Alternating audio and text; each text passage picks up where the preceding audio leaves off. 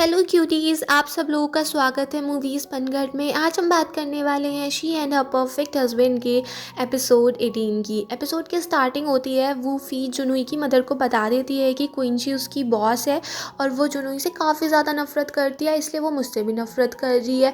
और जुनूई की मदर जैसे ही क्विंची का नाम सुनती है वो एकदम से तो थोड़ी शॉक्ड हो जाती हैं, बट फिर वो अपने आप को संभालती हैं और वूफी से कह देती हैं कि मैं इस नाम की लड़की को नहीं जानती। और जुनूई भी कुछ नहीं बोलता।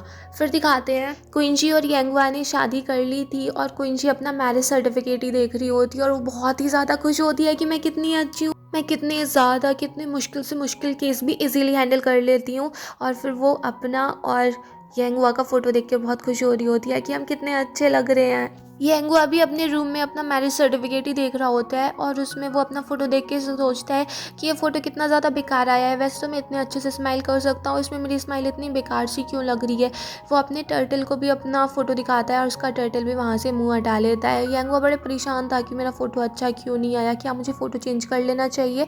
तभी उसके पास क्विंची का मैसेज आ जाता है। वो उससे पूछती है कि तुम सो गए क्या।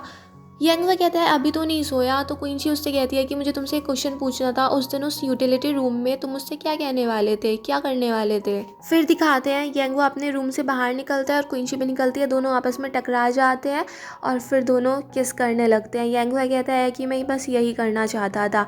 फिर दिखाते हैं कि ये सब कुछ यंगवा का सपना था। वो थोड़ी देर बाद रूम से खुद ही बाहर निकलता है, बाहर देखता है, क्विंची के रूम के पास जाता है और वो क्विंची से कहता है कि चलो हम एक काम करते हैं, हम डेटिंग कर लेते हैं। जिसकी बात सुन के क्विंची उसको एग्रीमेंट ला के दिखाती है और कहती है कि इसमें साफ साफ लिखा हुआ है कि हम सिर्फ नाम के लिए हस्बैंड वाइफ होंगे और हमारे बीच में कोई इमोशनल अटैचमेंट नहीं होगा, तो हम डेटिंग नहीं कर सकते हैं। और यंगवा के मुंह पे गेट बंद कर देती है। यंगवा बेचारा ऐसे ही खड़ा रह जाता है, तो ये भी उसका सपना ही था। फिर वो हिम्मत नहीं जुटा पा रहा था अंदर जाने की, बट एकदम से ही दरवाज़ा खुलता है और क्विंची आ जाती है। और फिर वो दोनों क्लोज आ गए थे क्योंकि जैसे ही क्विंची गिरने वाली थी यंगवा ने उसको पकड़ लिया था और फिर वो एकदम से क्विंची को उठा के उसके बेड पे लिटा देता है और फिर क्विंची की मसाज करने लगता है। क्विंची कहती है कि उस दिन तुम इस बारे में बात करना चाह रहे थे। यंगवा कहता है वही तो, जब तुम इतनी जल्दी एक्सरसाइज कर ली तुम्हारी कुछ मसल्स खिंच गई, अब देखो इससे कितना ज़्यादा आराम मिलेगा, तुम्हारा ब्लड सर्कुलेशन कितना अच्छा रहेगा। फिर दिखाते हैं जुनूई वूफी को छोड़ने आया होता है और वूफी काफ़ी गुस्से में थी, तो जुनूई वूफी से कह देता है कि जो भी क्विंची के बारे में तुम्हें मुझसे पूछना है तुम पूछ सकती हो।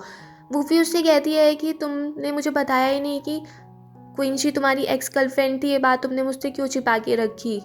जुनूई कहता है कि सिर्फ वो मेरी एक्स गर्लफ्रेंड ही नहीं थी, वो मेरी फियांसे भी थी। हमने 7 सालों तक डेटिंग की और हम शादी करने वाले थे।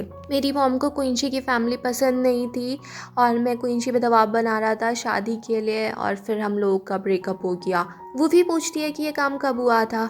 जुनूई कहता है कि जब मैं अब्रॉड गया था उससे जाने से पहले ही हमने अपना ब्रेकअप कर लिया था। वूफी कहती है कि यानी कि 2 साल हो गए उस बात को और 2 साल पहले ही तो क्विंची ने शादी की है और उसका तो बच्चा भी है।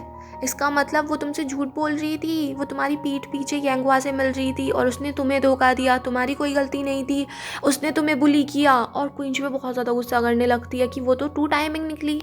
जुनूई वूफी से कह देता है कि तुम टेंशन मत लो और वो सारी बातें तो अब बीत चुकी हैं, उसके बारे में तुम बिल्कुल मत सोचो। बट वूफी को गुस्सा आ रहा था कि क्विंची ने जुनूई को धोखा दिया है, उसने उसके साथ गलत किया है।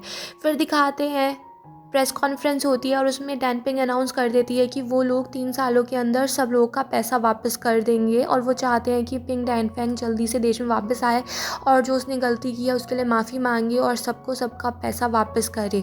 और इस बात की गारंटी के लिए कि वो 3 सालों में पैसा वापस कर देंगे, उसके लिए उनकी गारंटर थी मिस टेंगुई। फिर दिखाते हैं मिस्टर क्याओ क्विंची की वेडिंग वाली सारी इन्फॉर्मेशन फुल कर रहे थे, तभी वहाँ पे लीडाई आ जाती है और वो क्विंची का मैरिज सर्टिफिकेट देखने लगती है।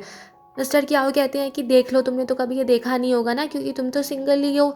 लीडाई कहती है कि ये सर्टिफिकेट तो ठीक है बट ये डेट देखो, ये तो सिर्फ 2 दिन पहले की ही डेट है, ये तो कितनी बड़ी गड़बड़ है। मिस्टर क्याओ कहते हैं कि इसके बारे में क्विंची ने मुझे एक्सप्लेनेशन दे दिया है, उसका जो रियल वाला मैरिज सर्टिफिकेट है वो वहीं पर अभी ओवरसीज़ फंसा हुआ है काफ़ी सारे कामों के चक्कर में और हमें यहाँ पर डॉक्यूमेंट चाहिए था, तो इसलिए उन्होंने दोबारा से रजिस्ट्रेशन कराया और हमें सर्टिफिकेट ला के दे दिया। फिर लीडाई उस सर्टिफिकेट को अच्छे से चेक करने लगती है कि कहीं ये नकली तो नहीं है। फिर दिखाते हैं कुंची अपनी टीम से कहती है कि आज सबको वो लंच के लिए लेके जाएगी। और वहीं पर यंगवा भी आ गया था। वो देखता है कि जुनूई वहाँ से जा रहा है और वो उसके सामने गुस्से से उससे बोलता है कि तुमने कुंची के साथ ऐसा क्यों किया, उसको हर्ट क्यों किया। जुनूई भी उससे कह देता है कि मैं कुंची के साथ कुछ भी करूँ उससे तुम्हारा क्या मतलब। और फिर इस चक्कर में दोनों में थोड़ी सी फाइटिंग हो जाती है, कुछ ज़्यादा तो होती नहीं है, बट यंगवा एक शीशा ज़रूर फोड़ देता है जिसकी वजह से उसके हाथ में चोट लग जाती है। फिर दिखाते हैं ली डाई और क्विंची मिलते हैं। क्विंची कह देती है कि अब देखो कुछ लोग तो इतने डरपोक होते हैं, वो कोई काम आगे करना ही नहीं चाहते, उन्हें डर लगा रहता है कि अगर उनके बॉस को ये पता चल गया उन्होंने ये काम किया है तो उनका क्या होगा। बट मुझे देखो, मुझे किसी से डर नहीं लगता है, मैं तो सारी बातें सबके सामने ही करती हूँ। फिर दिखाते हैं क्विंची को पता चलता है कि यंगवा यहाँ पर आया हुआ है, वो शीशा वगैरह उससे टूट गया है। फिर दिखाते हैं क्विंची और यंगवा रेस्टोरेंट में बैठे होते हैं। यंगवा क्विंची को बताता है कि उसकी मॉम क्विंची के पेरेंट्स से मिलना चाहती हैं। क्विंची कह देती है कि इसमें कोई प्रॉब्लम नहीं है, हम रेस्टोरेंट डिसाइड कर लेंगे और फिर सब वहीं पे मिल लेंगे। यंगवा कहता है बट मैं अपनी मॉम को जानता हूँ, अगर उन्होंने ये सब करने का सोचा है तो इसके पीछे उनकी ज़रूर कोई ना कोई चाल होगी। क्विंची कहती है कि मेरे पेरेंट्स भी कोई ऐसे दूध के धुले नहीं हैं, सब सारी बातें संभल जाएगी, तुम टेंशन मत लो। फिर दिखाते हैं वो लोग बैठ जाते हैं लंच के लिए। काफ़ी अच्छा सा माहौल चल रहा होता है और वहाँ पे यंगवा की मॉम कह देती हैं कि क्विंची कितनी अच्छी लड़की है, मैं तो इतनी अच्छी लड़की से आज से पहले कभी नहीं मिली, वो कितनी ज़्यादा जेनरस है, वो बिल्कुल भी कोई गाड़ी, कोई घर और कोई डायमंड रिंग तक नहीं चाहती है, वो बस मेरे बेटे को पसंद करती है और इससे ज़्यादा हमें और क्या चाहिए, क्विंची बहुत ही अच्छी है। बट फिर दिखाते हैं क्विंची की मदर ने क्विंची के डैड से पहले ही कह दिया था कि हम अपनी बेटी को ऐसा नहीं करने देंगे, भले से वो कुछ नहीं चाहती है मगर शादी तो अच्छी होनी चाहिए ना, और शादी का खर्चा यंगवा को ही उठाना चाहिए। तो वो बार बार अपने हस्बैंड से कह रही थी कि तुम इनसे बात करो, तुम इनसे बात करो, पर जब वो कुछ कहते ही नहीं है तो क्विंची की मदर खुद ही कह देती हैं कि हमने अपनी बेटी को पाल पोस के इतना बड़ा किया है, हमने उसको बहुत ज़्यादा वैल्यूज़ सिखाई हैं, उसको रिस्पेक्ट करना सिखाया है, मगर रिस्पेक्ट भी तो उन्हीं चीज़ों को करनी चाहिए ना जो उससे रिस्पेक्ट वापस मिले। भले से वो इतनी ज़्यादा जेनरस है मगर इसका मतलब ये तो नहीं है कि उसका फ़ायदा उठा लिया जाए। जब दूसरों की बेटियाँ अपने घर से पैसा मांगती थी अपनी पढ़ाई तक के लिए, मेरी बेटी अपने आप अपनी स्कॉलरशिप मनी से पढ़ी है, हम लोग के लिए गिफ्ट तक लाया करती थी। जब दूसरों की लड़कियाँ अपने पेरेंट्स से पर्स वगैरह के लिए पैसे मांगती थी, मेरी बेटी अपने आप अपना कमा रही होती थी, उसने अपने लिए अपना घर तक खरीद लिया, गाड़ी खरीद ली। मेरी बेटी कितनी ज़्यादा अच्छी है, किसी चीज़ की कमी नहीं है उसके पास। अब देखो मेरी बेटी एक ऐसे लड़के से शादी कर रही है जिसके पास जॉब तक नहीं है। यंगवा की मॉम कह देती हैं कि भले से मेरा बेटा जॉब नहीं करता है बट रुपए कमा लेता है, वो बिल्कुल गरीब नहीं है। क्विंची की मदर कहती है अच्छा पैसा कमा लेता है तो क्या घर है उसके पास, गाड़ी है, मेरी बेटी को खुश रख पाएगा वो? अभी वो क्विंची के साथ रहना चाहता है, उसके घर में रहना चाहता है, फिर क्या होगा जब मेरी बेटी नौकरी छोड़ देगी या बाई चांस कभी उसका मन नहीं करा वो जॉब छोड़ दे तो घर का खर्चा कौन चलाएगा? अगर फिर कभी क्विंची के कोई बच्चा हो गया, उसको मैटरनिटी लीव लेनी पड़ी तो फिर घर का खर्च कौन संभालेगा? फिर क्विंची अपनी मॉम को थोड़ा शांत करने की कोशिश करती है और क्विंची की मॉम कह देती है कि अभी तो मेरी बेटी बड़ी हुई थी, अभी उसको कोई ऐसे आ गया ले जाने के लिए, अब मेरा क्या होगा, मेरी बेटी जाने वाली और पता नहीं ऐसे घर जा रही है जहाँ उसे कुछ मिले ना मिले। फिर यंगवा के डैड कह देते हैं कि क्विंची एक बहुत अच्छी लड़की है और भले से हमारी फैमिली इतनी मतलब अमीर नहीं है मगर हम फिर भी ठीक ठाक है, हम पूरी कोशिश करेंगे कि क्विंची को बेस्ट से बेस्ट चीज़ प्रोवाइड कराएं। फिर दिखाते हैं घर पहुंच के यंगवा की मॉम बहुत ज़्यादा सुना रही होती है कि वैसे तो क्विंची कह रही थी कि उसको कुछ नहीं चाहिए, उसको ये नहीं करना वो नहीं करना, अब देखो उन लोगों की डिमांड कितनी हाई फाई हो चुकी है, उनको एक क्लासी वेडिंग चाहिए, हाई फाई वेडिंग चाहिए, अब क्या करेंगे हम? यंगवा की डैड कह देते हैं कि जो उन्होंने बातें कही सब सही तो है, हमारे पास कार नहीं है, यंगवा के लिए घर नहीं है, मगर अब हमें सब कुछ ठीक तो करना पड़ेगा ना। यंगवा उससे प्यार करता है, उन लोगों की शादी करानी है, अब वो अपनी इकलौती बेटी की शादी कर रहे हैं तो वो कोई ढंग का घर तो देखेंगे ना, कम से कम वो इतना तो चाहेंगे कि उनकी बेटी खुश रहे, अब हमें इतना तो करना ही चाहिए ना।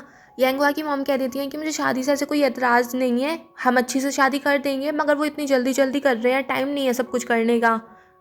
यंगवा की डैड कह देते हैं कि चलो तुम ढंग से सब कुछ सोचो और सब कुछ कर लो, और यंगवा से भी कह देते हैं कि अपनी मॉम से सब कुछ डिस्कस कर लो कि क्या तुम्हें शादी में चाहिए और क्या नहीं चाहिए। फिर दिखाते हैं क्विंची भी अपने मॉम से कह रही होती है कि आपको इतना ज़्यादा कुछ बोलने की ज़रूरत नहीं थी, मुझे कोई ऐसी वेडिंग नहीं चाहिए फैंसी सी, और मैं तो उनके घर गई थी, मैंने उनसे बोला था कि मुझे कोई ऐसी बड़ी सी वेडिंग नहीं चाहिए, और अब देखो आपने उनके मुंह पे क्या बोल दिया, आप मेरे लिए भी तो थोड़ी सी रिस्पेक्ट रखो ना मॉम। और फिर आप इतने लोगों को जानती भी हो क्या, इस फैंसी सी वेडिंग में बुलाओगी किसको?